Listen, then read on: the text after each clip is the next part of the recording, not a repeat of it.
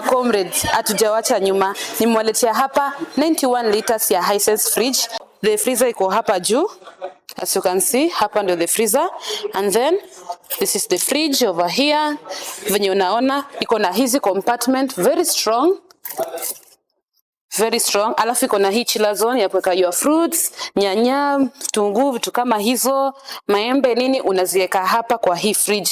And then na is a double door fridge. Ni kadogo kazuri venye unaiona hivi, na imagine enda for only 19,500. Ona venye ni eco friendly. Ikujie guys. Ukitaka kuipata just visit our website www.tenzahomeappliances.co.ke ama unaweza kuja kushop na sisi. We are located at former Nakumatt Lifestyle or the current Naivas Lifestyle, Mezzanine 1, shop number 2.